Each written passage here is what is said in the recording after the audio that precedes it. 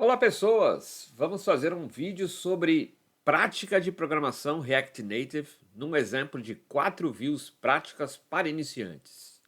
O objetivo então será criar 4 views no mesmo app, onde o primeiro vai ser um contador simples com incremento via botão, o segundo view vai ter um timer com start e stop para fazer a atualização em tempo real de um valor, o terceiro view vai ter um texto colorido que a gente vai clicar no botão e alterar a sua cor dinamicamente. E a quarta view vai ter uma imagem dinâmica que a gente vai poder mostrá-la ou escondê-la a partir do clique de um botão. O objetivo real desse vídeo é você exercitar e ver como é que se faz o uso do state, o conceito tão importante para o React Native, que mantém valor durante a execução do app a cada renderização nova que o aplicativo tem. Então a gente vai exercitar o uso do state, tentar entender realmente a aplicação do state, usando essas quatro aplicações aqui, esses 4 views no nosso aplicativo. Legal? Então vamos entender a interface e ver realmente como é que a gente vai programar esse cara. Então dá uma olhadinha na interface aí prevista, a gente vai então fazer 4 caixinhas, né, as 4 views, vamos colocar 2 a 2. Né? Na primeira view, contador simples, a gente vai colocar lá um componente text e um componente button. Né? O valor vai iniciar em 0. Quando eu clicar nesse botão que tem o textinho incrementar, o valor vai subir 1 na unidade. E essa alteração de valor vai causar uma renderização nova, uma reação na tela, e o número vai ser exibido aí na posição desse 0. Beleza? Já na segunda view, a gente vai ter o timer com start e stop, também uma view composta de uma text e 2 buttons. O valor vai começar em 0.0, a gente vai clicar no botão iniciar e sozinho, automaticamente o número tem que subir de 0.1 a 0.1 a cada 100 milissegundos. E se eu clicar no parar, esse processo tem que interromper. Né? E a gente pode retomar isso apertando iniciar novamente. Já a terceira view, que é o texto colorido, a gente vai fazer, né, uma text e um button. Esse text vai ter um textinho, eu coloquei um texto PM1 para lembrar programação mobile 1, para quem está começando a programação de mobiles, tá? E o botãozinho. Clicou no botãozinho, vai mudar a cor. A gente vai fazer isso aí ou fixo ou randômico, a gente pode fazer os dois exemplos aí. Começar com uma cor e mudar para uma outra fixa, ou fazer um sorteio para escolher uma cor diferente. Tá? E por último, a quarta view, que eu chamei de imagem dinâmica, ela então vai ser responsável por ter uma image e um button, e essa image já vai vir uma imagem definida, a gente vai pegar uma na internet, uma simulação de uma foto qualquer, e aí clicando no botão essa foto tem que desaparecer da renderização, ou se eu clicar de novo, volta a aparecer a imagem. Tá? Então vai ficar visível e invisível, essa é a ideia da aplicação. Então, vamos ver na prática. Vamos criar o aplicativo, diagramar e programar essas 4 views. Bora lá. Pois bem, estamos aqui numa pasta que eu criei e chamei de 4 views. Vamos criar o projeto. Portanto, npx create expo app 4 views template blank.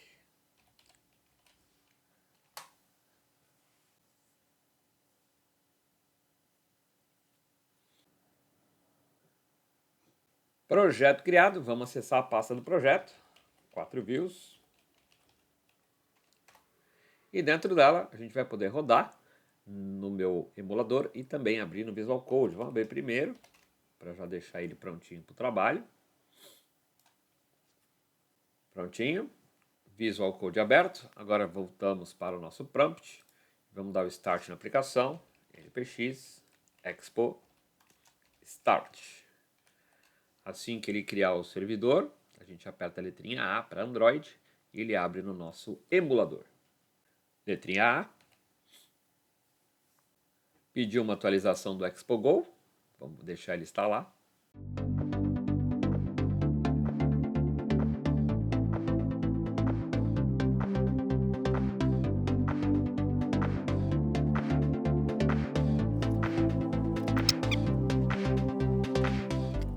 Prontinho, aplicativo branco rodando.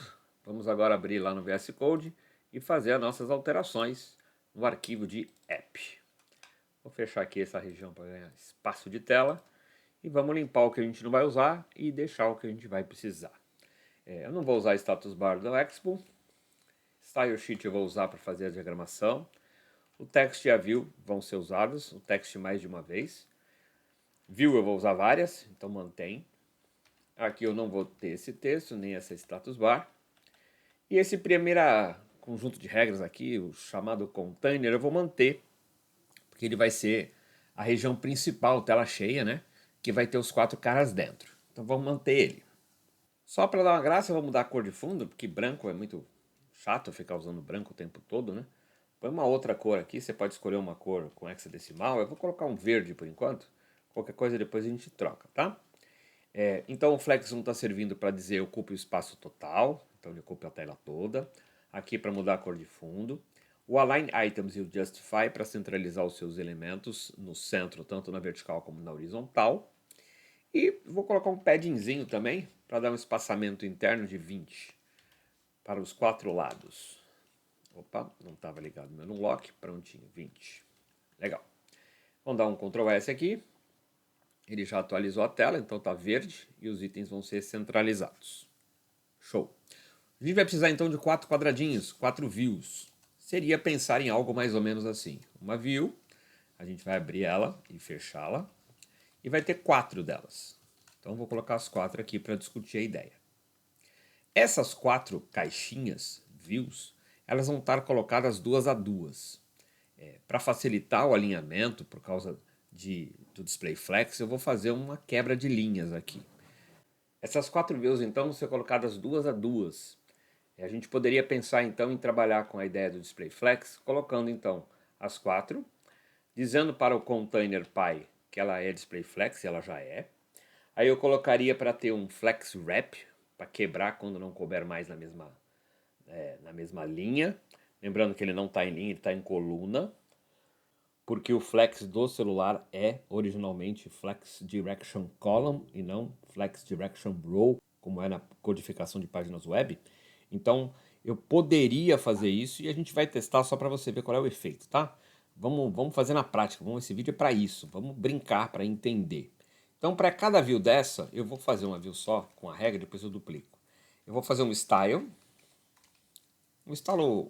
simples, tá? Uma coisa bem tranquilinha. Styles. Vamos chamar de caixa, porque afinal são 4 caixinhas que vai ter no software, certo? Então vamos fazer 4 desses.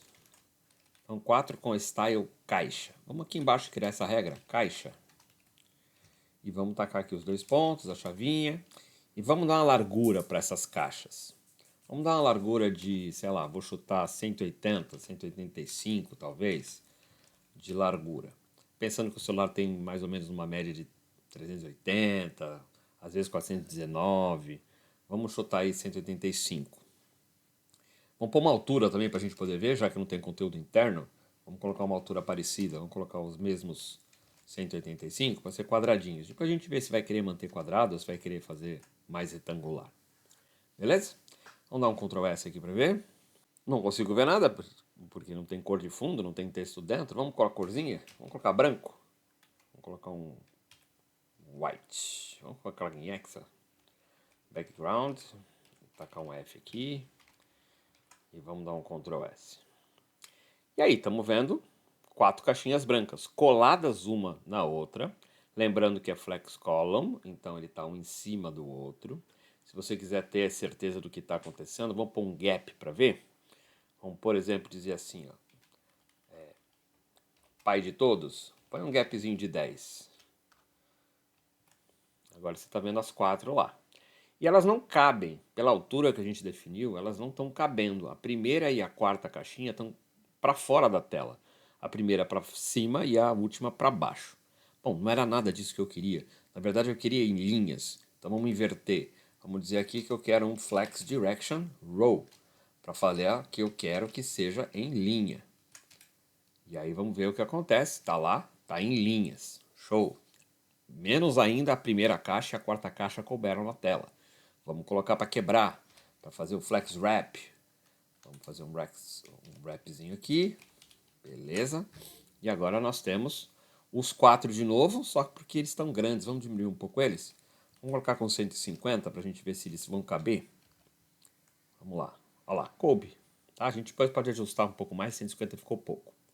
Mas a ideia é que deu certo, ficou 2 a 2, né? Ficou primeira, segunda, cai a linha terceira e quarta, só que ficou lá em cima do aplicativo, não ficou no meio. Aí você diz, bom, mas deveria ter ficado no meio, né? Uma vez que essa container já está com a Line Items e Justify Center, os dois deveriam ter resolvido isso.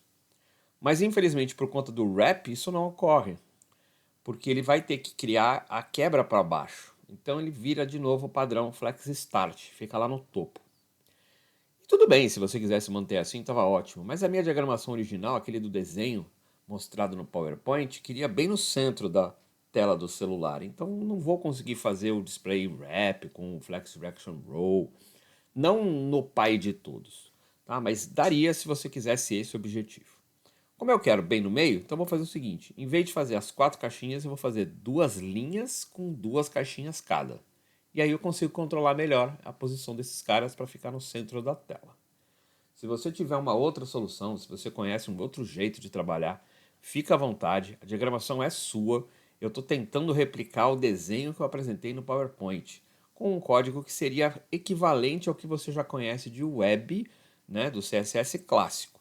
Lembrando que aqui não é CSS clássico, é uma versão aí de JSX que tem codificação de style sheet. Então, fica à vontade de correr atrás de outras soluções para fazer exatamente o que você quer no seu aplicativo. Então, vou desfazer o que eu fiz aqui, algumas coisas eu vou tirar fora, outras vou manter. Não vou querer nada disso daqui, o padding eu vou querer. O caixa eu vou pôr 180 por 200, porque eu vou querer mais alto do que baixo. Voltou a estragar tudo, ficou tudo colado, tudo errado, mas vamos brincar agora lá na estrutura. As 2 primeiras caixinhas vão estar dentro de uma nova view que eu vou criar agora, em letra maiúscula. Então esses 2 caras são filhos dela. E esse cara vai ter um novo style. Esse style será a chamada do styles.linha. Linha vai ser a regra que vai tratar as 2 caixinhas filhas para direcionar do jeito que eu quiser que seja. E vai ter nas 2 de baixo a mesma ideia, a mesma estrutura, só que com as outras 2 caixinhas. Então agora eu tenho uma diagramação principal, vamos fazer uma indentação para ficar bom de ler. Preocupe-se com a indentação do seu código. Quando um código é bem indentado, você consegue ver início e fim de cada elemento de bloco, seja ele componente de bloco, seja ele regra de alinhamento de regras aqui do style sheet com chavinhas, seja qualquer que seja a abertura e fechamento de bloco, qualquer que seja o símbolo, em qualquer linguagem de programação, faça o favor de organizar o seu código de forma identada. Dito isso, na hora que eu dou um Ctrl S aqui, teoricamente nada muda, porque a regra do linha não existe. Vamos agora fazer a regra do linha, aqui embaixo, linha, 2 pontos, bloquinho, alinhamento aí perfeito do jeito que eu queria. Legal? Para cada linha, eu vou mudar a direção do direction do flex para row, porque eu quero uma do lado da outra. E eu vou fazer um gapzinho de 20 para afastar bem as 2 caixinhas, tá? Olha lá que legal. Parece 2 grandes caixas, não é? São 2 na primeira linha, 2 na segunda linha. O que precisa agora é criar um espaço entre as linhas. Então vou colocar aqui mesmo, tá? Vou fazer um margin bottom. Vou jogar uns 20 de espaço para equalizar com os 20 do gap da coluna. E aí eles vão ficar as 4 caixinhas onde eu bem queria, igual o meu desenho lá do PowerPoint. Vamos agora colocar os outros elementos de cada caixinha. Então, na primeira caixinha de todas, a gente viu que precisa de uma text. Essa text ela vai ter um númerozinho 0 dentro. Vou, obviamente, colocar um estilo nela. Então, vamos colocar aqui um styles.texto. E vai ter um botão que eu preciso importar para poder usar. Não está importado ainda o componente nativo button. Então, vamos lá em cima, vírgula button. E aí eu posso usar o button na minha aplicação. Vamos lá, button. E aí dentro desse botão também vai ter um estilo, apesar que botão não resolve muito colocar estilo, tá? Eu vou deixar para mostrar uma outra forma de fazer um botão mais simpático depois. Então vamos só colocar o title dele, porque todo botão tem que ter um title, que é o que é escrito na face do botão, né? Vamos chamar de incrementar, segundo a nossa exibição lá. Dentro desse botão não haverá nada, observe a linha de cima, a linha 8, text, aí o text acaba a tag de abertura, tem o conteúdo dela e o fechamento da tag. Botão não vai ter nada entre button e barra button. Não vai ter nada aqui. Então eu não preciso desse barra button. Eu posso fazer uma contração aqui. Coloco a barra para dentro e tiro o resto. Aí ele vira um botãozinho que não vai ter nada dentro. Beleza? Não posso fazer isso com o texto porque eu quero pôr um número aqui dentro, pôr um texto aqui dentro. Show? Dito isso, já tem um botãozinho, vamos dar um Ctrl S e vamos ver que tem lá um númerozinho 0 bem pequenininho no canto superior esquerdo e um botãozão gigantesco chamado incrementar. Como ficou tudo muito colado, vamos dar uma mexida aqui. O caixa, eu vou fazer um paddingzinho interno, alguma coisa do tipo, sei lá, 10. E aí você pode pôr o valor que você achar mais simpático aí. Vamos jogar aqui a regra do texto, né? Texto. Vamos fazer o texto ficar bem maior, para a gente poder ver bem. Font size, vamos jogar uns 40. Vamos jogar bold também, font weight. Vou jogar um bold. Acho que tá bom, deixa eu ver. Se você quiser aumentar mais, fica à vontade. Fica a sua vontade de fazer uma diagramação diferente da minha também, não tem problema nenhum. A caixa, eu acho que eu vou fazer um alinhamento centralizado para ficar mais bonitinho. Então na caixa, vamos jogar uma line items de center, vamos jogar um justify também center. Opa, aqui ficou errado, arruma, show. Já está melhorzinho. Se você quiser um número maior, fica à vontade. Até acho que eu vou pôr maior, acho que vou pôr uns 50. 56. E aí você vai brincando e descobre o tamanho que você quer. Segunda caixinha também vai ter um texto e um botão, na verdade 2 botões. Vamos copiar daqui para ganhar tempo. Ctrl C. Na segunda caixinha, vamos separar bem as caixinhas para você não se perder. Então a segunda caixinha vai ter também um texto, só que vai ter 2 botões. Vamos colocar 2 aqui. O texto vai ser o 0.0 e os botões vão ser 2 textos diferentes, que é o iniciar e o parar. Vou dar um Ctrl S aqui para você ver. E ficou quase bom. O problema é que o botão iniciar e parar ficaram em cima do outro, porque a caixa é display com flex direction column por natureza. E se eu quiser fazer os 2 botões ficarem na mesma linha, eu vou ter que englobá-los numa nova view. Portanto, farei isso agora. Eu quero uma nova caixinha, view, que vai ser pai das 2 buttons. E esta view vai ganhar um style responsável por cuidar do alinhamento desses caras. Então, style, chavinhas, styles, vou chamar de área botões, que é onde vou ter os botõezinhos, tá? Então, copiei esse textinho, que vai ser o nome da minha regrinha de estilo. Vamos lá para baixo. Vírgulazinha, nominho da regra, 2 pontos, bloquinho de chaves. Esse cara aqui eu vou mudar a direção para linha. E vamos colocar um gapzinho também para afastar os dois, que os botões ficaram muito colados. Vamos colocar um 5 de gap. Pronto, agora eu tenho lá 2 botãozinhos como estavam na diagramação original. Vamos para a terceira caixinha. Terceira caixinha, vamos afastar também para ficar bem visível onde começa e termina cada coisa. Vamos colocar aqui, ó. Fica bem claro pelo alinhamento quem é quem começa e quem termina onde, tá? Agora vamos colocar lá. Tem mais um texto e mais um botão. Parecidinho com o primeiro, vamos copiar de lá? Copia. Cola. Só que agora esses 2 caras têm o texto que eu chamei de PM1, Programação Mobile 1 para iniciantes. E aqui a gente vai ter a mudar de cor. Então vamos chamar esse botão de, sei lá, mudar cor. Seria o nome que está no desenho lá do PowerPoint, se não me engano. Mudar cor. Tá o textinho do botão. Salva. Tá lá bonitinho. Show. E agora para o último, tem que ter uma imagem e um botão. Então vai ser parecido a regra, né? Vai ter um botão, mas em vez de ter um image, um texto, vai ter um image, que eu não importei. Preciso importar. Mas antes vamos renomear aqui, ó. Chamar de mostrar.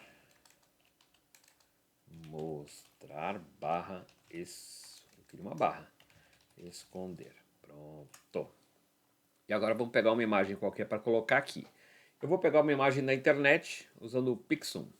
Então vamos abrir o navegador. Vamos entrar no Pixel, fotos. Vamos pegar uma foto genérica de tempo de execução. Aqui, vamos pegar essa regrinha aqui do 200. Pronto, peguei. Leva para lá e vamos usar um image. O image precisa ser importado primeiro. Então vai lá, importa o componente nativo image, volta lá para baixo e vamos colocar o elemento. Então abriu, image, fechou image. O image tem que ter um source, e esse source pode ser online ou local. Eu optei em escolher um online, então o URI, 2 pontos, e aí o endereço que eu coloquei. Esse endereço tem que ser HTTPS, e isso é uma regra no source direto, então abre mais um conjunto de chaves. Show! Para a imagem poder aparecer, ela precisa ter um tamanho e uma largura definida, né? Uma largura e uma altura definida. Então vamos fazer um style para ele ou colocar aqui inline, fica à vontade de escolher qual que você quer.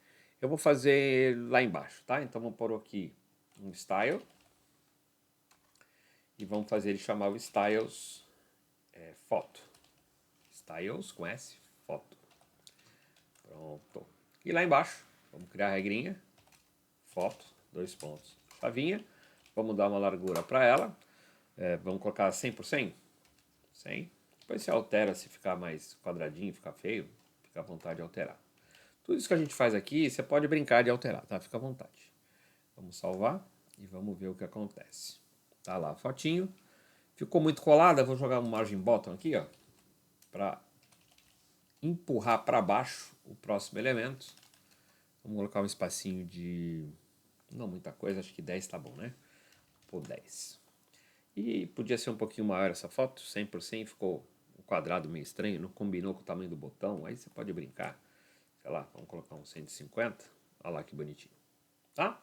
A foto é randômica, não tenho controle sobre ela, pode ser que na próxima execução venha outra imagem e tudo bem também. Tá? Depois você escolhe uma imagem fixa para colocar no seu. Bom, a diagramação está feita, né? Está pronta. Você pode caprichar mais, você pode pôr borda arredondada, fazer sombrinha, mudar a posição de alguma coisa que você não gostou, o tamanho de alguma coisa que você não gostou. Fica à vontade de fazer as 4 views do jeito que você quiser. Agora a gente vai começar a programar essas 4 views, a fazer a parte funcional dela. Então, cada um desses botões aqui, eles vão ter uma ação associada. E para cada ação a gente precisa pensar o que eu preciso de variável, o que eu preciso de lógica, o que eu preciso de codificação de JavaScript para poder fazer funcionar o que eu quero que funcione. Vamos começar pelo mais fácil, que é o primeiro quadradinho, a primeira view. A primeira view trata de apertar o botão e mudar o númerozinho na tela. Parece extremamente simples, mas tem o conceito de state que tem que ficar muito claro aqui, que a gente discutiu no vídeo anterior. Então vamos lá. Primeira coisa, você, programador novato, tem que fazer as coisas devagar, sem pressa de chegar no objetivo final. Você tem que começar do começo, fazendo pequenos testes, percebendo quanto que você está avançando na sua vontade final. Não tenta ir para o final do jogo antes de começar a jogar, beleza? Vamos devagar. A primeira coisa que eu preciso fazer é fazer o botão ter uma ação. Que eu clique no botão e algo aconteça. Qualquer algo, só para saber se o botão está clicável, funcional. Então é isso que eu vou fazer primeiro. Então o botão incrementar vai ganhar um métodozinho de onPress e eu vou chamar aqui dentro desse onPress, que é ao pressionar, uma função minha que eu vou criar, que vai ser o código que acontecerá quando eu clicar no botão. Vou chamar isso de, sei lá, incrementar. Ah, pode chamar de outra coisa? Pode. É o nome da função. Nomes de função tem que ser óbvios, no sentido de qualquer pessoa ler e entender o que ele faz. Se a palavra incrementar para você é ruim, então coloca subir número e tudo bem também. É o nome da função que seja entendível. A função faz parte do app, mas vem antes da região de renderização de tela, antes do return. Então, entre o return e o começo do aplicativo, vem as minhas coisas, as minhas variáveis, os meus states, as minhas funções. Então vamos criar o primeiro pedacinho, vou chamar de primeira caixa. Primeira caixa. Comentário para dizer que aqui começa a caixa.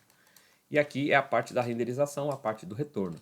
Então aqui é a renderização. Sem acento, mas você entendeu.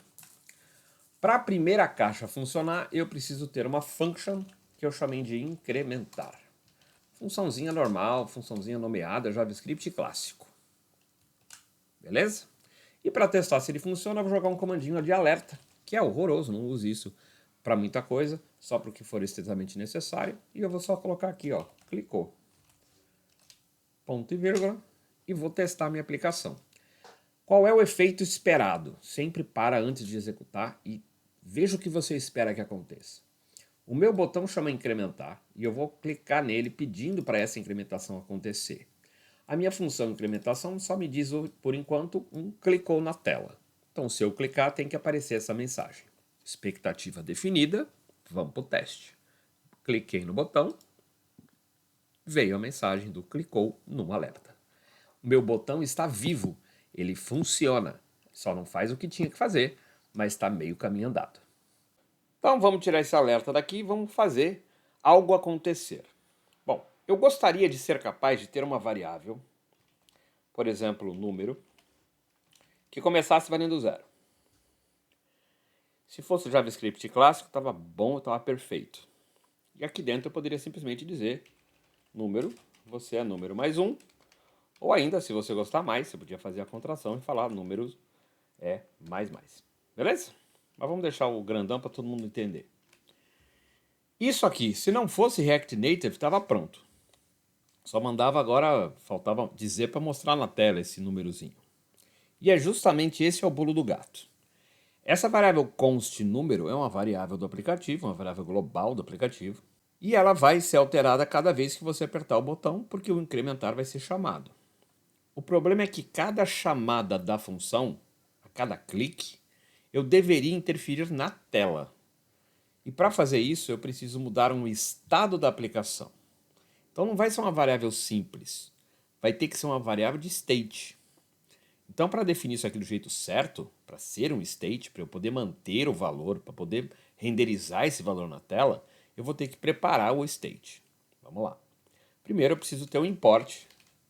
Esse import ele trata do useState, que é nativo do React e não do React Native. É da biblioteca e não do framework. E aí eu vou dizer assim, ó, eu quero sim esse cara número, valendo 0. Só que o jeito de declarar isso muda. Eu vou ter que colocar isso num colchete, dizer que a variável de state chama número, definir uma função que, sei lá, será mudar número, e falar que isso é um useState com valor inicial de 0. Para seguir o padrão, eu deveria dizer, se a variável chama número, a função de alteração do número deveria chamar setNúmero, só para manter padrão. Pode ser outro nome? Até pode ser que possa, mas não seria o certo. A palavra set é justamente para dizer definir. Definir o quê? O número. Que número? Esse aqui, o state. Esse useState, então, está definindo por desconstrução JavaScript que ele é composto de duas coisas. Dentro do useState está sendo desconstruído duas informações. A informação 1, que é o nome do state, e a informação 2, que é o nome da função interna do useState capaz de alterar esse valor. E dentro do parênteses do useState, o valor inicial que o estado vai ter, ou seja, esse 0 vai entrar na variável número assim que o programa começar. Então, o número vale 0 no start da aplicação. Beleza. Só que agora esse código número igual a número mais 1 não funciona mais. Não seria bem assim. Eu teria que fazer levemente diferente. Bom, vou fazer a versão mais complexa dela para você entender. Depois eu reduzo ela porque eu não preciso da versão mais complexa. Seria dizer mais ou menos assim. Olha, eu quero fazer, cada vez que incrementar, eu quero mudar o número, que é o nome da função do useState, capaz de alterar este número. Eu poderia dizer aqui, ó, function, dentro do parênteses da função, o argumento automaticamente recebe o valor atual do número, então seria o número atual. E dentro dessas chavinhas da função, eu posso alterar o valor. Portanto, eu poderia dizer, o número atual, você agora é mais 1, e devolve esse valor para o tal do número, para o state original. Fazendo isso, eu consigo alterar o valor do state. Bom, teoricamente está tudo bem. Só que lá embaixo eu ainda estou fixado o número 0. Lá na exibição do componente tem um número 0 fixo. E não é isso que eu quero. Esse 0 inicial aqui deveria ser o valor inicial do state. Então abre chavinha e põe o state, que chama número. Legal? Teoria, expectativa antes do teste. A expectativa é que quando a aplicação comece, o state seja criado e o valor inicial seja 0. Portanto, o número vale 0. Na primeira renderização, esse text vai exibir o número 0. Expectativa 1. 2. Ao clicar no botão incrementar, a função incrementar vai ser chamada, o set número vai acessar o valor atual do número, vai mudar para mais 1 e devolver para dentro do set número essa alteração. Portanto, ele vai deixar de ser 0 para ser 0 mais 1, que é 1. Guardei o 1 no state, portanto, agora aqui dentro vale 1. E porque houve alteração no state, a reação do React é ir lá e renderizar de novo este elemento na tela, porque esse número mudou. Mudou o estado, gerou renderização. Essa é a ideia. Expectativa definida, projeto salvo, vou apertar o botão e ver se roda. Rodou. Se eu clicar de novo, está funcionando. Está pronto. A primeira view do nosso aplicativo está pronta. Agora só vamos reduzir um pouco e entender se dá para fazer de um jeito diferente. Aqui, o set número tem uma função anônima dentro dela que recebe automaticamente o valor do state, porque eu estou numa função do próprio estado. E aí eu mexo nesse valor e retorno para o set número para alterar o state chamado número. Olha como é que é confuso isso. E não precisava ser tudo isso para esse caso. Esse caso dá para fazer uma coisa bem mais simples. Acessa direto o state, já soma 1 e já enfia direto. Eu vou comentar esse código. Ele parou de funcionar. E vou fazer a versão reduzida dele. Set número, simplesmente pega o número e soma 1. Salvei a aplicação e vamos ver se continua funcionando. Continua funcionando normalmente. Por quê? Porque eu simplesmente disse, olha, você vai alterar o número. Para qual novo valor? Aquele que tiver nele agora, mais 1. Que é exatamente o que eu fiz em cima antes. Eu peguei aquele que está agora neste momento, somado mais 1 e guardo de volta no set número. Por que tem esses dois jeitos e por que aqui eu posso fazer do simples e em outro caso talvez eu tenha que fazer do jeito mais complexo? Entenda o seguinte, quando você vai acessar o próprio valor da variável state para a sua alteração, no próprio momento da ação, você pode fazer isso normalmente. A variável está aqui, eu tenho acesso direto a ela e está tudo bem. Se por uma acaso eu estivesse usando esse set número dentro de uma outra função, dentro da minha função, aí eu perdi a referência da variável número. Presta atenção.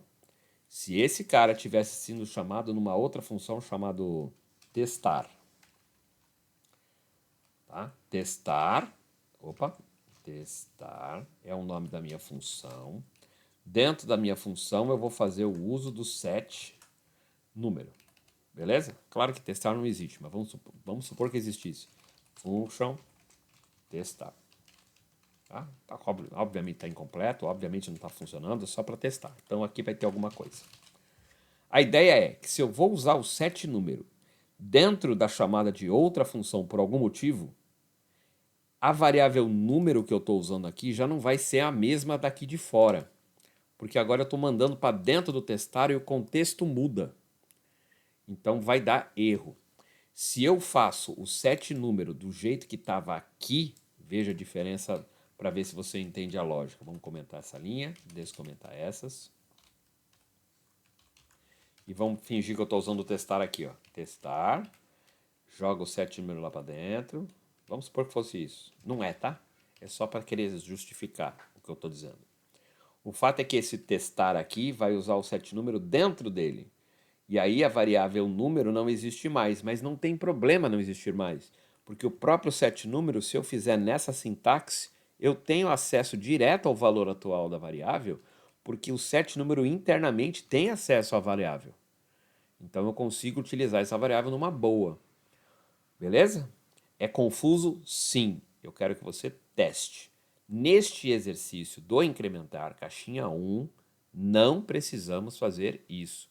O simples código comum está ótimo.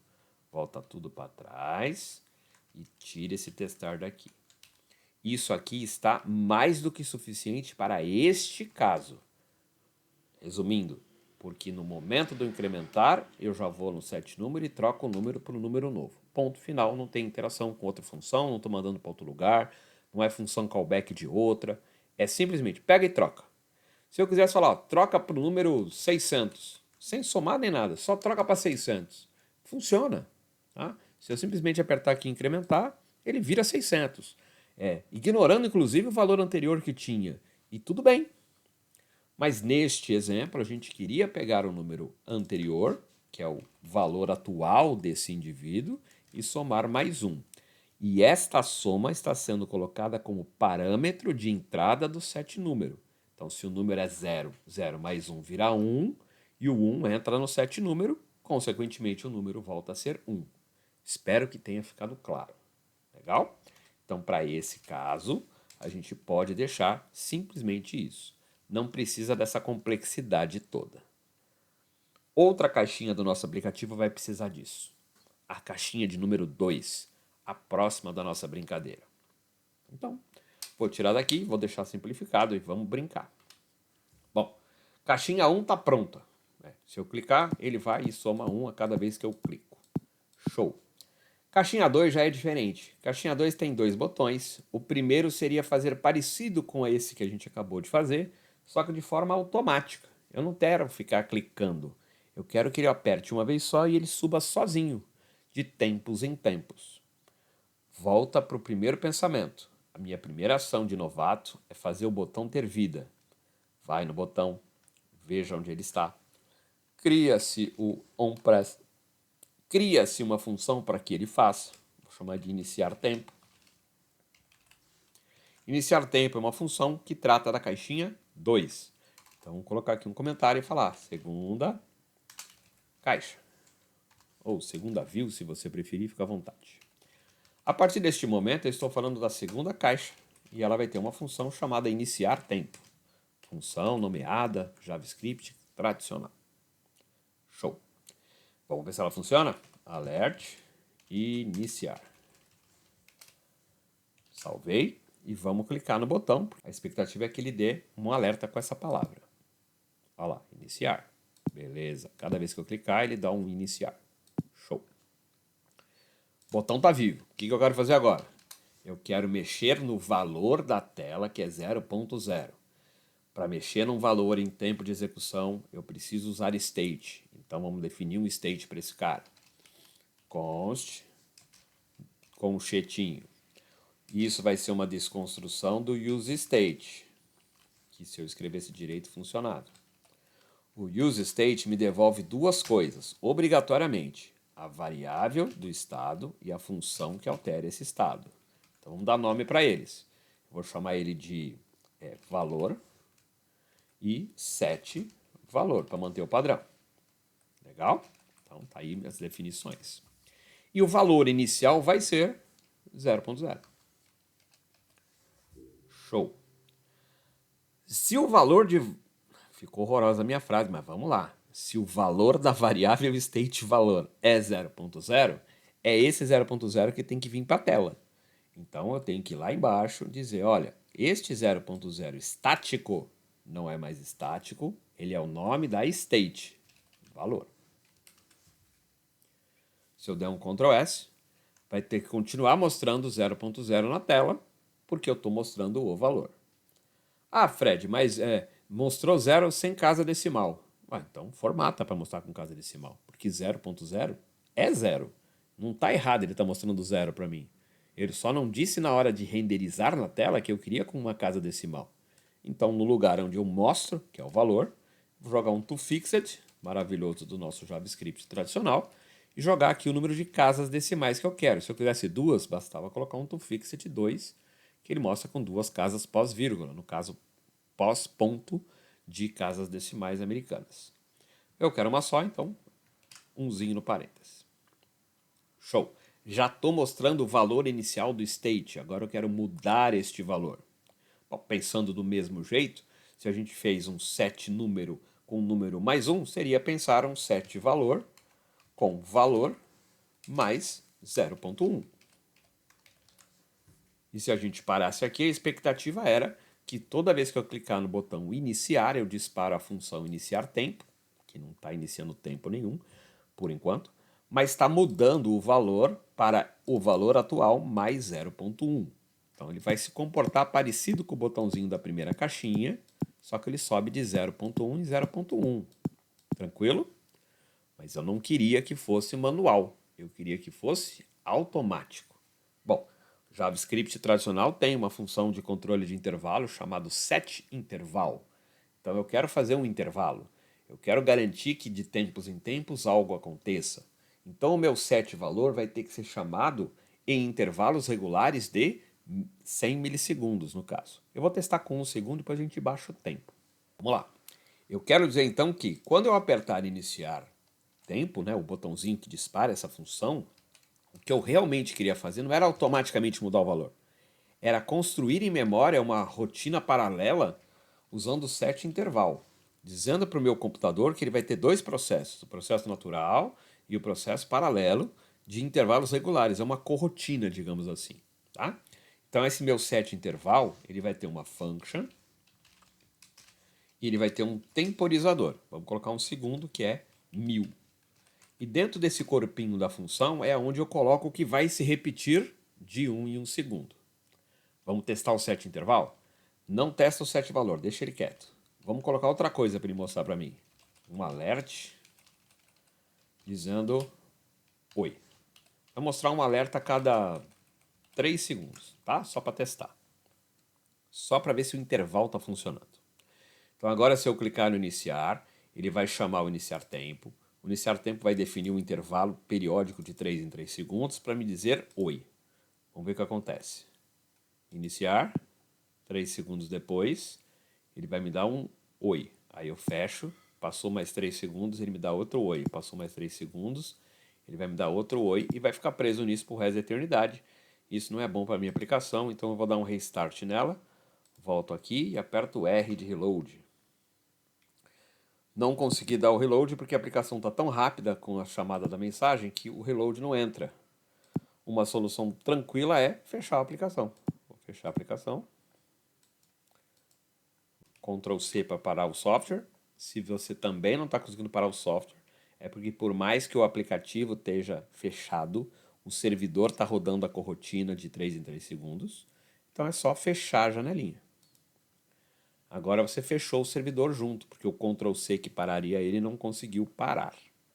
Pô, Fred, e agora? Ué, roda de novo, não tem problema nenhum no servidor. Vai lá, entra na mesma pastinha que você estava, no meu caso é essa pastinha aqui. Acessa o prompt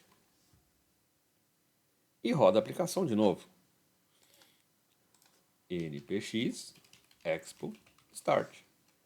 Se você quiser fazer o reload pelo próprio celular emulado, também daria. Se entre os intervalos dos alertas você conseguir usar lá o Ctrl M, vem aquele menuzinho do próprio emulador e você dá o reload na aplicação. Mas saiba que dá para fazer esse processo por fora, só parar o servidor e rodar de novo. Para rodar no Android, vamos esperar ele recomeçar a aplicação. E pronto. Não vou rodar de novo, porque se eu rodar de novo vai dar o mesmo problema, vai ficar travando, né? Então vamos tirar isso aí daqui, porque eu não quero ele. E o que eu quero que aconteça de 1 em 1 segundo, e depois vai ser 100 milissegundos, é fazer a alteração do valor. É nesse momento que eu quero que some mais 0.1. A cada intervalo de tempo, executa esse cara de novo. Puxa, agora eu caí naquele problema que eu citei minutos atrás. Se eu tentar rodar isso aqui, não vai dar certo, porque eu não consigo ter este valor sendo acessado, esse state sendo acessado dentro do setInterval. Vamos ver, vamos testar, vamos ver o que dá. Se explodir, a gente para o servidor e roda de novo. Ctrl S e vamos dar aqui o iniciar. Veja que ele foi 0, subiu para 0.1 e não subiu mais. Por que não subiu mais? Porque agora ele perdeu a referência do valor 0,1. Ele está de 1 em 1 segundo fazendo de novo o 0.0 mais 0.1. Ele não conseguiu guardar o valor novo no state, porque agora eu estou num escopo dentro de função.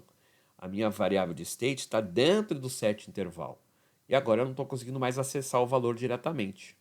E é por isso que eu vou ter que fazer aquele código mais feinho, mais complexo, para sempre ter acesso ao valor atual antes de somar. Bom, vamos mostrar o que está acontecendo. O que eu quero dizer é, essa forma que eu escrevi aqui não vai ser mais essa, vai ser aquela que eu fiz agora há pouco, que é, olha, set valor, eu quero que você tenha uma function, essa função é que vai ter a alteração do valor. Esta função, dentro do setValue, vai ter o valor atual. Ele mesmo consulta, ele mesmo pega automático o valor atual do state. E aí eu vou devolver para o próprio setValor este valor atual somado de 0.1. Efeito final, mesma coisa se tivesse puro e solto como foi a caixinha 1. Então vamos dar um Ctrl S aqui. Vamos refazer a aplicação, vamos ver se eu consigo dar reload. Reloading apps. Eu acho que ele não vai conseguir, apesar de estar dando reload apps, ele não fez aqui a alteração, ele está preso, ele está travado. Então vamos parar ele de novo. Ctrl C. Vou parar ele aqui. Fecha. Volta para cá, restarta. E manda rodar de novo. Vou colher aqui para ver. Show. Agora vamos apertar e ver se ele sobe sozinho de 0.1 a 0.1 a cada 1 segundo. Cliquei, subiu 1, subiu 2. Opa, agora está subindo. Por quê? Porque agora ele está conseguindo acessar o valor do state atual. No momento em que eu pedi para rodar o set valor, eu acessei forçadamente o valor atual para alterá-lo para uma versão atualizada. Não voltando para o valor original. Não voltando para o 0.0 que estava dito aqui em cima. A cada nova renderização ele acabava voltando a ser 0 e aí voltava a ser 0.1 para sempre. Beleza? Estamos meio caminho andado dessa segunda parte do aplicativo porque temos outro problema para resolver, um problema grave. Parece estar tudo funcionando, mas se eu clicar no iniciar de novo, o que vai acontecer é que vai criar mais um set intervalo na memória. O meu iniciar, que já teria criado um processo paralelo, criará um segundo processo paralelo, então terão dois mexendo no valor. E aí vai parecer que está subindo mais rápido, observa. Em intervalos diferentes, meio quebrado, ele está fazendo a soma mais rápida, porque ele está rodando duas vezes a atualização do valor. E se eu apertar mais duas vezes, ele está atualizando o valor agora 4 vezes em intervalos irregulares, porque não começaram no mesmo segundo do universo, então cada um tem um contador de segundo diferente. E o número fica todo quebradinho, estranho. Está tudo errado. Eu não poderia ter um novo set intervalo se já existe um em execução. E é isso que a gente vai precisar tratar. Bom, vamos primeiro dar um restart, ver se a gente consegue, né? Bom, então antes de eu clicar de novo e causar o problema de novo, vamos pensar na solução. Eu queria guardar o intervalo dentro de algum lugar para poder olhar nesse lugar e ver. Já tem um intervalo rodando? Então não cria outro. Se não tiver um intervalo rodando, aí pode criar, fazendo com que eu só possa ter um intervalo criado por execução, né? Enquanto eu apertar o iniciar, só vai rodar uma única vez. As outras vezes é como se eu estivesse clicando fora do botão, em outro botão, em outra ação. Beleza? Vamos ver? O set intervalo do JavaScript ele retorna, por padrão, um número de identificação. Eu vou guardar esse número de identificação numa variável. Poderia eu chamar, por exemplo, de const id. Mas id fica meio estranho, solto no vento. id. O que esse id está fazendo? id de quê? Então a gente pode colocar id do tempo, ou id do temporizador, ou só tempo. Uma variável que te lembre o que é que isso é, tá? Vamos botar relógio. Não seria bem um relógio, mas... Entenda que é uma variável que diga assim, ó. Isso é um acontecimento de intervalos programados de 1 segundo, por enquanto. Eu estou guardando a identificação de memória para esse processo paralelo, eu estou guardando em algum lugar. Então põe o nome que você quiser, eu vou chamar de tempo. Então, minha variável chama tempo. Só que vamos voltar para o conceito de variável, onde ela foi definida. Eu construí a variável tempo dentro da função iniciar tempo. Portanto, ela é uma variável local. Variáveis locais nascem e morrem dentro da sua própria blocagem. No caso aqui, dentro da própria função. Então a variável tempo vai se perder. E eu não posso fazer ela se perder porque eu preciso ficar olhando para essa variável para saber se ela está com coisa dentro ou não, com uma identificação dentro ou não, para saber se eu posso startar um set intervalo ou não. Então eu vou ter que guardar em algum lugar que não perde. Né? Então eu vou ter que fazer um state. Então vamos criar um state para isso. Const, que retorna duas coisas, que vem da desconstrução do useState, que vai ter um valor inicial. Esse useState eu vou chamar de temporizador. O state, temporizador. Portanto, a função set temporizador. Valor inicial, vazio, nulo. Então, dentro de temporizador, state, não há nada. Existe a definição de nulo. Quando eu fizer o clicar do botão, que chama a função iniciar tempo, eu só quero construir este bloco inteiro, que é o set interval, se esse temporizador ainda estiver nulo. Se ele não foi usado ainda, se ele está no seu estado natural, nulo. Então eu vou perguntar, escuta, se você temporizador está nulo, eu quero que aconteça a construção do set interval. Se você não estiver nulo, iria para o else. E eu não quero fazer nada no else. Então eu não preciso escrever o else. Ou seja, eu só entro se for nulo. Não tem temporizador definido? Constrói um. Tem temporizador construído? Não construa outro. É isso que a gente está criando aqui. Vamos arrumar mais duas coisas. Essa pergunta temporizador igual a nulo poderia ser facilmente substituída por um não temporizador, que dá na mesma resposta. É só sintaticamente mais bonito.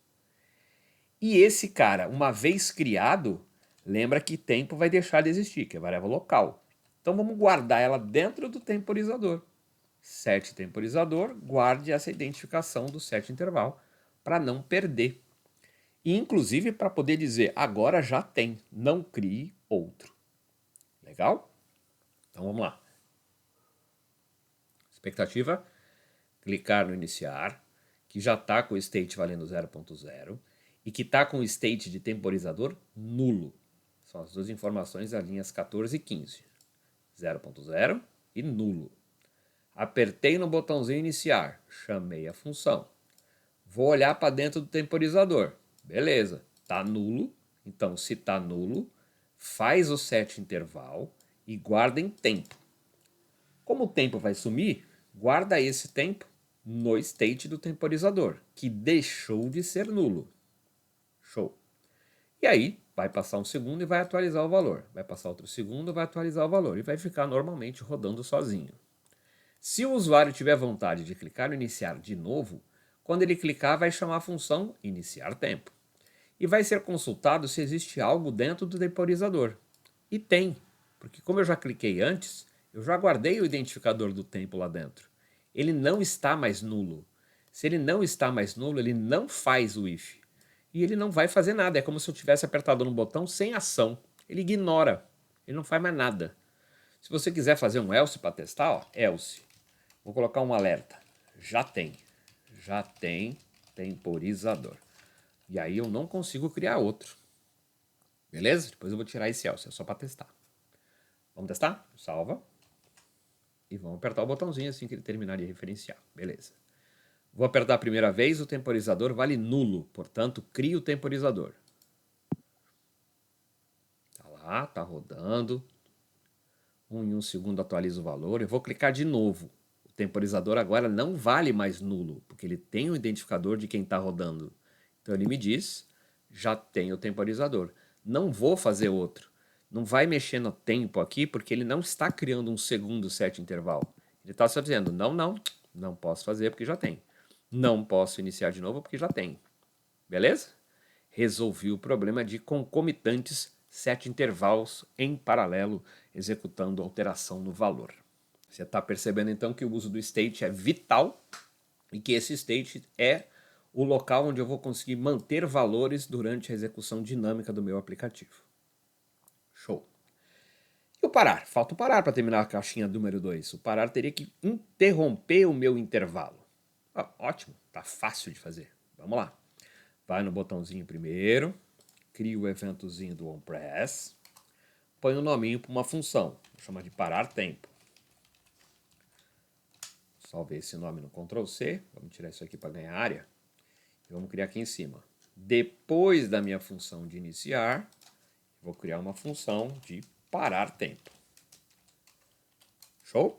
Cuidado com o alinhamento das coisas, quem está dentro de quem, as chavinhas, exercita a indentação de código, não põe gente no lugar errado, não apaga a chavinha que não era agora, que era para mexer nela, tá lá, não encosta, só empurra para baixo se precisar.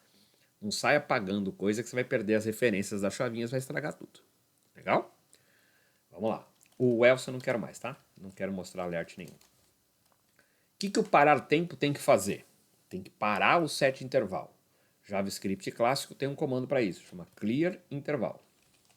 E para poder parar, você tem que dar o identificador dele para saber qual intervalo que pode estar rodando que você quer interromper. Então o clear intervalo precisa de um ID aqui, de uma identificação de set intervalo. Bom, tá fácil. Quando eu criei o set intervalo, eu guardei no tempo. E o tempo ia ser perdido, então eu coloquei no state temporizador. Então é no temporizador que tem a identificação do intervalo. Então é só pôr o temporizador aqui dentro. Com isso ele vai parar o processo paralelo do set intervalo e não vai mais atualizar o valor do númerozinho. E eu quero voltar a dizer que o temporizador é nulo, para poder clicar no iniciar e recomeçar a contagem. Vou fazer um set temporizador para nulo de novo, para que não exista mais nenhum estado dentro do temporizador, para que eu possa recriar o intervalo. Se você quiser no seu software que quando apertar parar, além de parar realmente o processo, limpar o temporizador, ele volte a zero, você também pode, aí seria o set valor. Set valor 0. Beleza? Vamos simular para você ver o que está acontecendo. Então a expectativa é, se eu apertar o parar, esse intervalo que está rodando e está guardado no temporizador, que é o state, vai parar o set intervalo, vai limpar o temporizador e vai limpar o número para 0. Voltou para 0. E não está rodando mais, porque eu parei o intervalo. Não existe mais o set intervalo. Eu interrompi, eu limpei, clear intervalo. Se eu apertar de novo, começa de novo. Beleza? Então a cada vez que eu paro, ele para e zera. Ah, eu não queria zerar. É só não pôr o set valor. Você tem que ler esse código e entender o que está acontecendo. Essa linha é para parar o processo. Essa linha é para dizer que pode ser iniciado um novo processo, porque ele vai voltar a ser nulo, então eu posso recriar o processo. E esse é para fazer limpa o númerozinho da tela, coloque o 0 de volta lá. Show? E com isso a segunda caixinha está pronta, a segunda view que faz o contador automático está pronto. Professor, mas eu posso criar um terceiro botão para fazer o zerar? Pode. Pode colocar o zerar no próprio parar? Pode. O aplicativo é teu, meu querido, faz se você quiser. O que está aqui nesse vídeo é a preocupação de você entender como é o processo de criação. O botão tem que ter o onPress tem que chamar a função vai ser executada. A função precisa de um valor que se mantenha, então vou precisar de um state. Define o state, põe o valor inicial e usa a função de mudança de valor de state dentro da função do botão. E aí você vai fazendo esse processo diversas vezes e vai acostumando com essa forma de programar e as coisas vão ficando mais fáceis. Legal? Vamos para a terceira caixinha. Terceira caixa. A terceira caixa, vamos olhar lá embaixo. A terceira caixinha, ela tem um textinho e ela tem um botãozinho mudar cor. A ideia é que esse botão, quando clicado, onPress, ele peça para mudar a cor. Esse é o nome da função mudar cor. Bom, até aí tá fácil. Vamos ver o que eu vou precisar mudar. Vamos criar lá em cima uma função mudar cor. Função tradicional nomeada. Joga um alertazinho para dentro. Quer mudar a cor. Salva, clica no botão e vê se o teu botão está vivo. O botão está vivo, quer mudar de cor. Show! Sempre faz o teste, não deixa de fazer esses testes iniciais. Você que está novato, você que está aprendendo agora, um teste tão banal quanto este pode salvar horas de trabalho. Se de repente errou uma letrinha, faltou um ponto e vírgula, sei lá, alguma coisa bem ridícula que é comum de você esquecer quando você está aprendendo, Se você não testa, você vai gastar tempo até descobrir o que é que está acontecendo de uma maneira muito mais traumática para você. Se você faz esses testinhos regulares, parciais, mesmo que sejam redundantes, facilita o teu aprendizado. Então eu testo aqui com você para você acostumar com a ideia de fazer isso sozinho quando você não estiver assistindo meu vídeo, tá? Faz o teste. Esse aqui não é de tempo perdido. Você tem certeza de que o botão está funcionando. Agora você só precisa alterar o código desse botão. Fica mais fácil, fica mais confiável, mais tranquilo de trabalhar. Legal? Agora, eu quero brincar com a ideia de mudar cor. Bom, vamos primeiro colocar uma cor, tá preto, né? Vamos colocar uma cor só para ver se realmente a gente sabe mudar cor. Vamos lá no textinho. O textinho é PM1. E o texto não vai mudar, o texto é esse. O que vai mudar é só a cor. Então nós vamos ter que brincar dentro do estilo. Poxa, aí me complicou, né? Porque o meu estilo não é inline. O meu estilo está lá embaixo no Style Sheet. Eu vou poder codificar aqui? Não, não precisa. Até seria estranho fazer isso. O legal seria mexer aqui mesmo. Então vamos fazer um conjunto de regras de estilo. Parte do estilo está lá no Style Sheet, parte do estilo vai ser inline. Então vamos lá, o que eu quero dizer com isso? Estilos. Você é um conjunto, colchete. Colchete indicando mais de um. Você vai ter sim a aplicação do styles de texto, que é o que faz ele ficar grandão lá no meio da tela. Show? Além disso, vírgula, vai ter um novo conjuntinho de regras que vai ser a cor, color. Vamos pôr red aqui, ó, red. Então entenda essa regra. Vou afastar as chavinhas iniciais só para você entender melhor. O meu style do texto é um conjunto, é um arrayzinho aqui, um colchetinho, de dois valores. O primeiro valor é uma regra que está definida em Style Sheet, lá embaixo, vírgula. A segunda é uma cor vermelha. Então você viu que já a aplicação já está com o PM1 vermelho, porque eu já estou aplicando o fato de ser texto, e o fato de ser texto é font size 56 bold, e além de ser 56 bold, ele ainda é vermelho. Legal?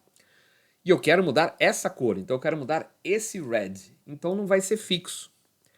Pensa, você já fez isso 2 vezes comigo nesse vídeo. A gente foi lá e trocou aquele 0.0 que estava fixo por um state. A gente foi naquele 0 que estava fixo por um state. Então esse tal de red vai deixar de ser fixo para ser um state. Legal? Esse é o pensamento. O que vai mudar em termos de execução, eu vou pôr em estado. Então eu vou criar uma variável que vai chamar cor. O meu estado vai chamar cor. Então vamos lá criar o estado. Eu já criei, já salvei, ele disse, ó, não encontrei a cor aqui, ainda não existe. Não tem problema, vamos criar. Terceira caixa, vai haver um cara que é um state, portanto ele é a desconstrução do use state. Põe igual, state.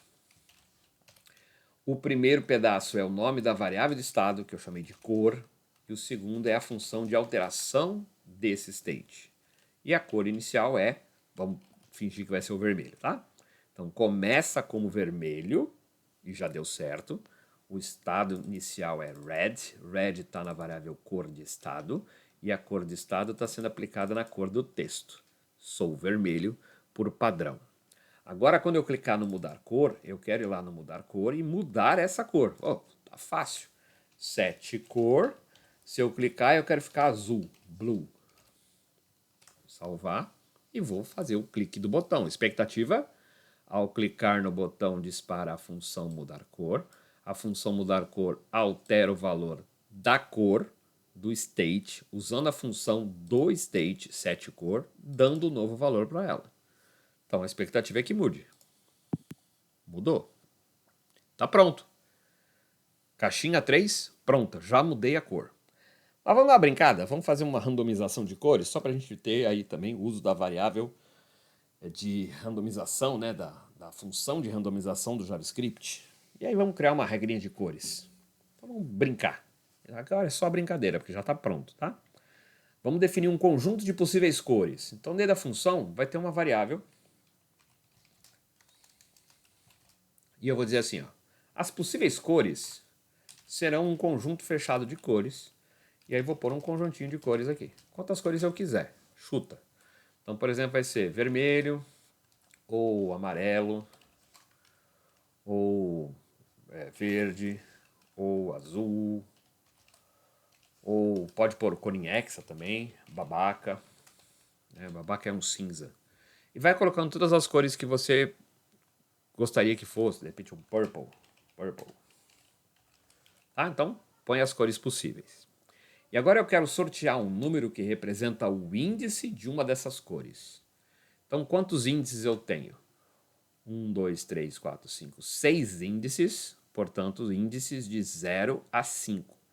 0, 1, 2, 3, 4 e 5. Então, eu tenho que sortear um número que vá comportadamente ser um número entre 0 e 5. Legal? Bom, vamos fazer uso disso. Vamos criar uma variável. Vamos pegar o sorteio do índice, então vou sortear o índice. E vou pedir para o math.random executar. Math.random, função que faz o sorteio de números de 0 até 0.999999, nunca chegando a 1. São números quebrados gigantescos entre 0 e 1.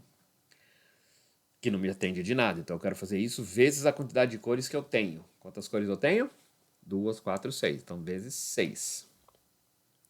Isso vai estar um número quebrado e eu quero um número inteiro, ignorando a parte quebrada do número. Então, vou fazer isso dentro de uma função chamada math.floor, para pegar o número inteiro abaixo do número encontrado.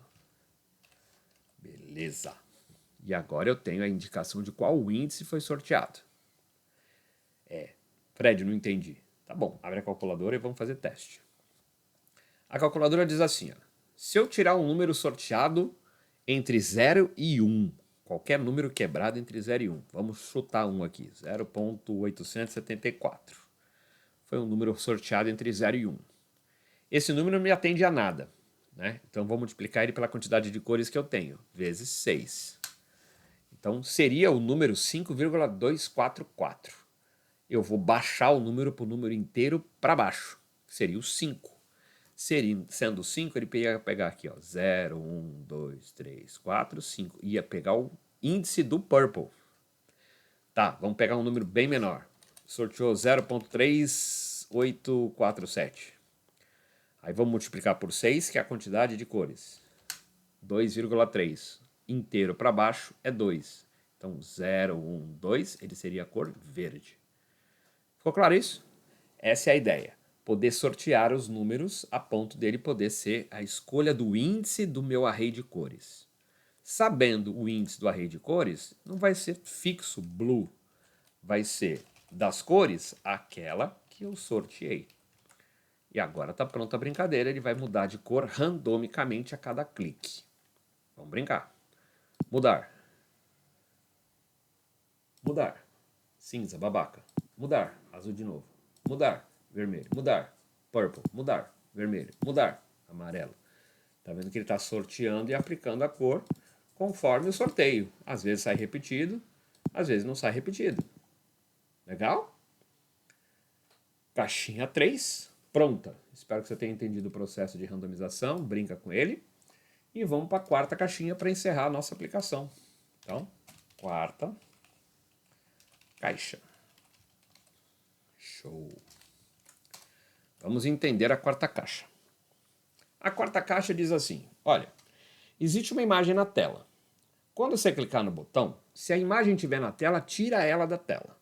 Seria dizer que em tempo de execução, eu gostaria de falar para o meu programa que essa linha da image não deveria existir. Para quando ele falar não quero ver a foto não aparecer como você está vendo agora na tela. Sumiu, porque nem tem o componente no código. Mas se eu apertar o botão de novo e falar que eu quero, eu gostaria que o meu código fosse capaz de colocar esse componente de volta para que ele voltasse a ser colocado na tela.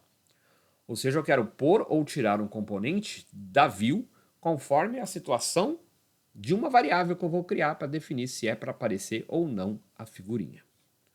Eu quero fazer esse cara ser executado ou não conforme um estado. Vamos brincar. Botãozinho, você vai ter um evento de press, que vai ser o alternar visibilidade. É o nome da minha função. A função é minha, eu ponho o nome que eu quiser. Vamos lá em cima e vamos criar a funçãozinha. Function, nominho, funçãozinha clássica nomeada.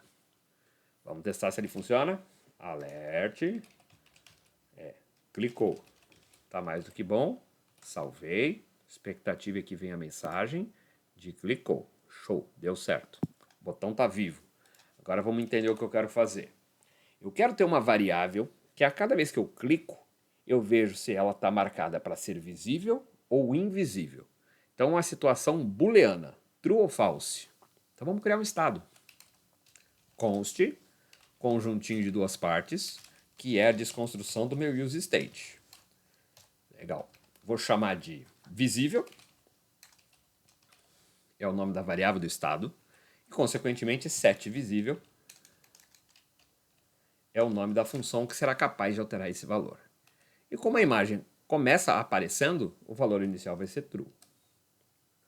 Legal? Então, true é o valor inicial da variável state visível. Legal. Vamos ver? Alert visível. Então, se eu clicar, ele vai ter que dizer true. Tá lá, true, a situação inicial da variável. Legal. Quando eu clicar, eu quero inverter o valor. Eu quero dizer que, exemplo, se a variável visível estiver valendo true, eu quero que ela mude de visível para false. Caso contrário, eu gostaria que ela voltasse a ser visível, porque ela estava false e agora vai voltar a ser verdadeira.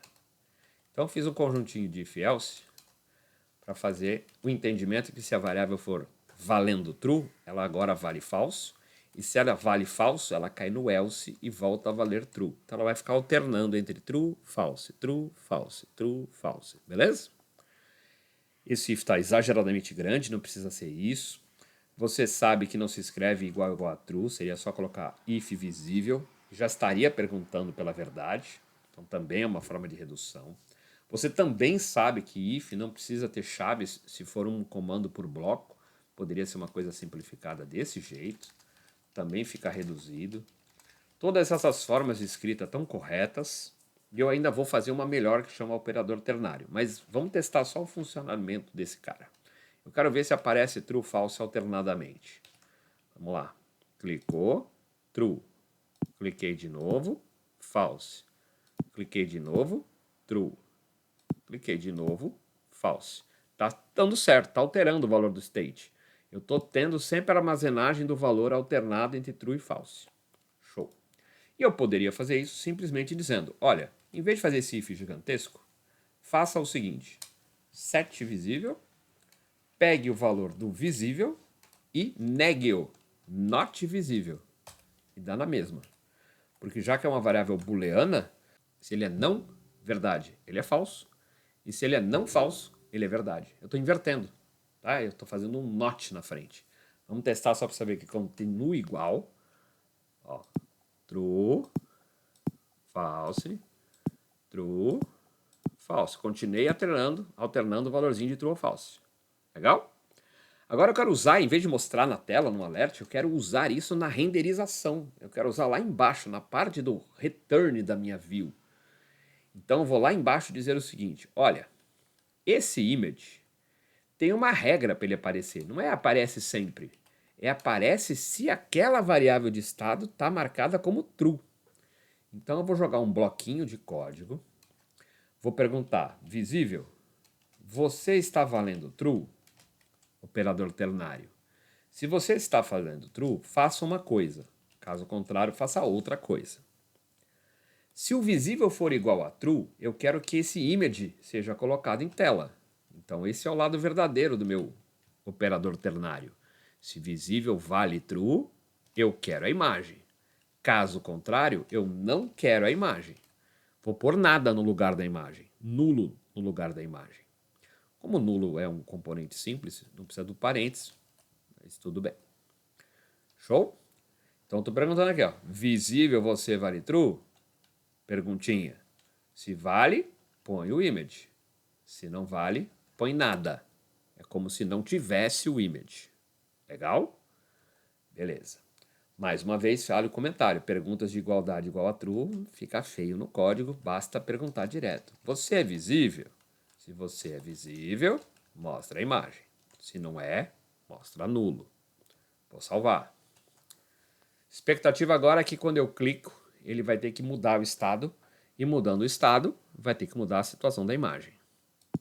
Sumiu, apareceu. Sumiu, apareceu. Porque o clique do botão impacta no state, de verdadeiro para falso, e a renderização acompanha perguntando se o estado está verdadeiro ou falso, para saber se é para pôr a imagem ou se é para pôr nulo. E aí a figura some e aparece. Legal? Esse exercício que a gente fez agora nesse vídeo, que ficou um pouquinho longo, tem detalhes complexos para quem está começando, mas o principal conceito é o state. Foi para mostrar o state que eu criei essas 4 circunstâncias diferentes. Eu gostaria que você voltasse o vídeo, refizesse o programa junto comigo, brinca, inventa um quinto quadradinho que faz alguma outra coisa que use o conceito de state, vê se você entendeu o conceito de state. Como é que declara o state? Por que eu tenho que alterar o state de um certo jeito ou de outro jeito? Em que circunstância eu precisei fazer isso? Em qual circunstância eu não precisei fazer isso? Então no incrementar eu fui direto, mexi direto no valor. Aqui no outro eu não podia mexer direto porque eu estava dentro de um set intervalo. Então eu tive que pegar o valor interno e alterar o valor interno para dentro do meu set valor. Aqui eu tive que usar um temporizador a mais, um segundo state, que não era efetivamente algo que ia para a tela, mas era um estado que precisava ser armazenado para a gente poder fazer o controle de quantas execuções o botão tinha. Então tem um monte de coisa aqui, randomização, array, desestruturação, nossa, tem muita coisa legal aqui que você pode começar a brincar de criar novos módulozinhos de aplicativo para você consolidar esse conhecimento. E aí no próximo vídeo a gente pode discutir, por exemplo, como é que a gente faz para separar cada caixinha dessa num componente inteiro. Não vou fazer isso nesse vídeo, né? Tem muita coisa aqui para você solidificar no seu conhecimento aí. Mas entenda, a gente vai poder pegar esse conjuntinho view, text, button e todos os códigos vinculados a esse primeiro agrupamento e transformar esse grande pedação num grande componente isolado e chamar esse componente na aplicação principal. E isso para os outros 3 também. Então seriam 4 componentes personalizados que se utilizam de componentes nativos que eu posso pôr na aplicação. Então tem muito conhecimento ali para frente ainda, mas sem entender muito bem isso aqui fica difícil de você acompanhar. Espero que você tenha gostado, deixe seu like, se inscreva no canal, me siga no Instagram em @proffred_ensina e bons estudos sobre state, que você percebeu que é bem importante e precisa ser bem estudado. Até o próximo vídeo.